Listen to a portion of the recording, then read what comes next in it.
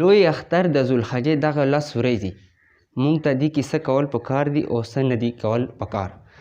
السلام علیکم مینوالو، زه یم تاسو ورور، تاسو ملګری محمد زبیر او تاسو د مونږ یوټیوب چینل زبیر لیډ او سره د فیسبوک پیج زبیر لیډ ګورو. نو د دې 10 ورځې د ذوالحجې دې کې مو چند فضایل تاسو دپاره راجمع کړي دي چې مونږ سره تاسو اټول ته پیدا وشي. نو زه تاسو ټایم نه خرابوم، راځو د ویډیو په طرف ته چې دا څه دي او څه نه دي. لوی اختر د ذوالحجې دغه 10 ورځې په دې کې ته مونږ هر قسم عبادت وکړو نو مونږ ته به ډېر زیات ثواب میلاو شي. مثال کې طور پر زه تاسو ته یو مثال درکوم. د ذوالحجې دغه 10 ورځو کې که چیرې مو تاسو کې څوک هم یوه روژه وساتي په دغو ورځو کې، نو دې ته به د پوره د یو کال د روژو ثواب میلاویږي. او که چیرې دغو شپو ورځو کې مونږ یوه شپه عبادت وکړو نو دې پوره شپې عبادت ثواب به تا ته د لیلة القدر شپې برابر میلاویږي. او دا سره عبادتونه دي، په دې کې هر قسم عبادت مونږ کولی شو، که ذکر وي او که تلاوت وي، هر قسم عبادت که مونږ وکړو نو مونږ ته به لیلة القدر شپې برابر ثواب میلاویږي.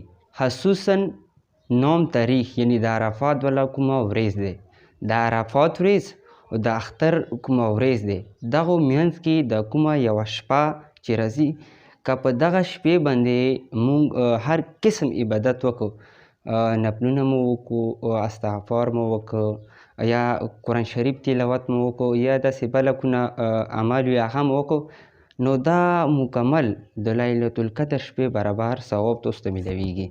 او که ویډیو تاسو خوښه شوې وي، د دین انفارمیشن دی، دینی انفارمیشن دی، نو پلیز د ما یوټیوب چینل ځان سره سبسکرایب کړو. که په فیسبوک کې ګورو د ما پیج فالو کولی شو داسې مختلف قسم ویډیو دپاره، او ویډیو شیر کړو ته تاسو نه د نور کوم خلک دي دا هم پیدا واخلي، تاسو پوره دې ثواب کې مونږ سره شریک شو.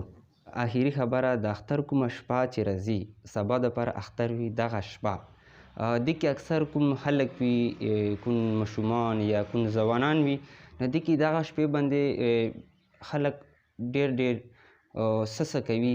نو پلیز ټول ته ریکویسټ دی ته پلیز دغه شیان مه کوه. ولې دغه شپې باندې څنګه ثوابونه زیات دي نو همداسې غضبونه هم زیات دي. او که چیرې دغه شپه چا بیداره مطلب ویښه تېره کړه، د الله تعالی عبادت یې وکړو، نو دې ته به د لیلة القدر شپې برابر مکمل ثواب میلاویږي. او که څوک د دې له حواله غواړي نو ما له ډسکرپشن کې د دې له حواله موجوده دی، تاسو کتلی شو. زه تاسو نه اجازت خلم، د انشاءالله بلې ویډیو کې به بیا سره میلاویږو. د خدای په امان.